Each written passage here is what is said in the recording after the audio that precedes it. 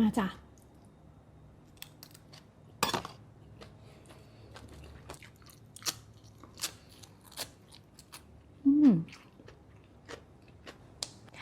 สวัสดีค่ะทุกค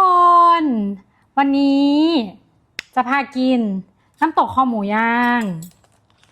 แต่กินกับข้าวสวยนะคะ เพราะว่ากินข้าวเหนียวแล้วเมื่อยเคี้ยวจ้า อ่ะ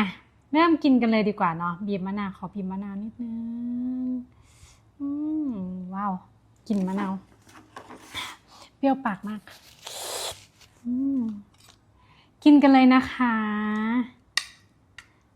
มาเริ่ม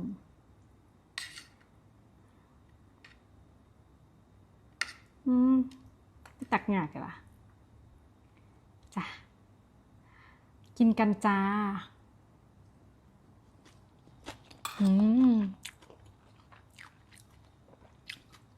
อร่อย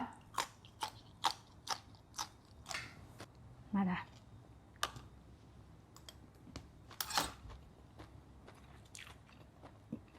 มาละ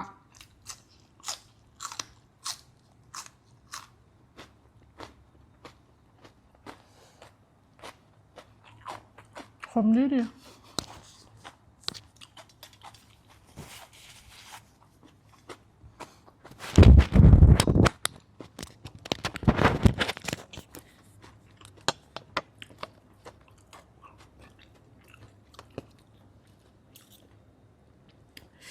ข้าวมีอยู่นิดนึงไม่ได้ตักข้าวมาเยอะมาจ้ะ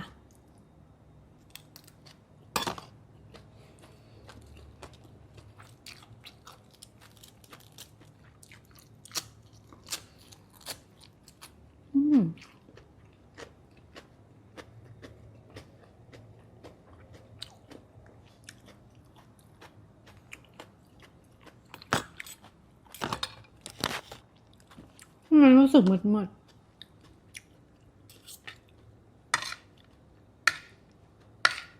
สายตาเริ่มไม่ดีกรรมพันธุ์ล้วนๆ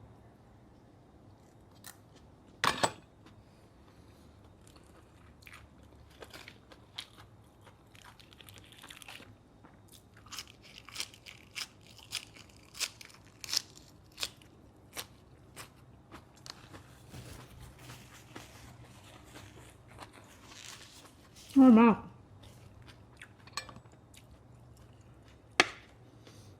กินกับข้าวสวยก็อร่อยเหมือนกัน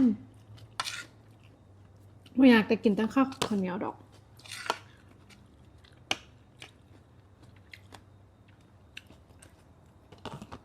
บางทีกรามไม่ดีมันเคี้ยวยากอ่ะเคี้ยวนานมาจ้ะ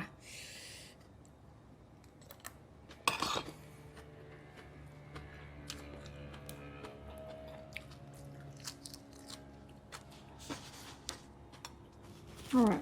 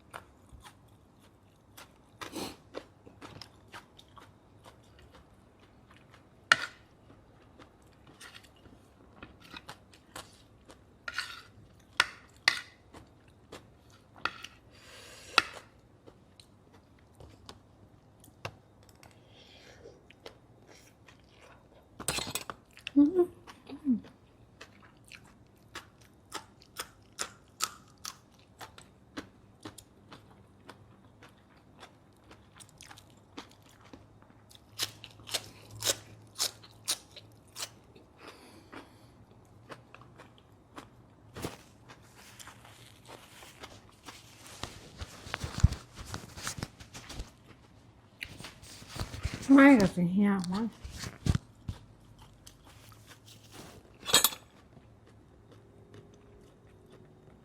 คงหิวเนาะ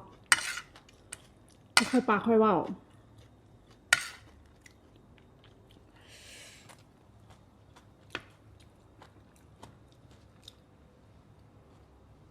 คำยังไง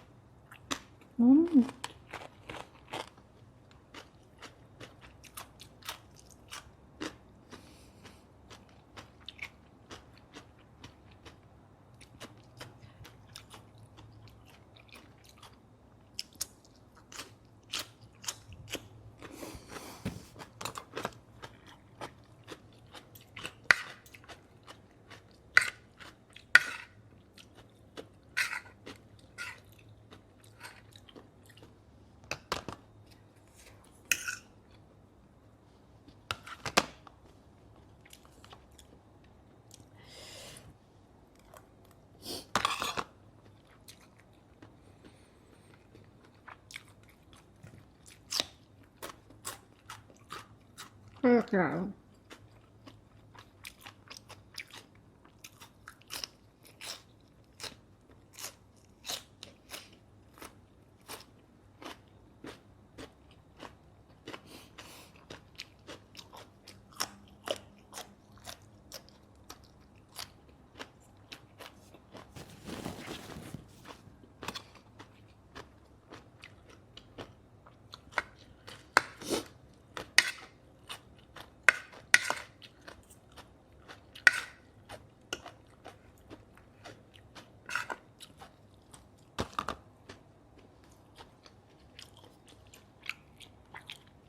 หมูเขานุ่มดีมากเลย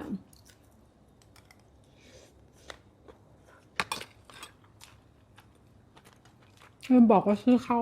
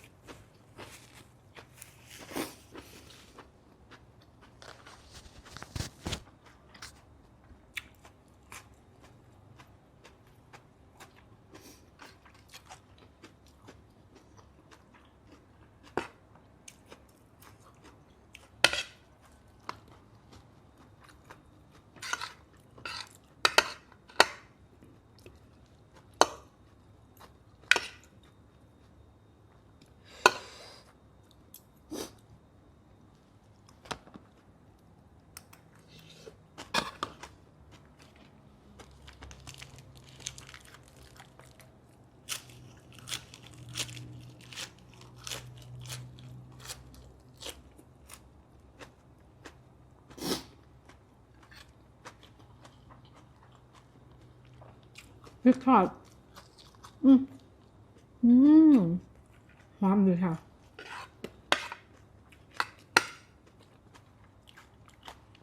ขึ้นดัง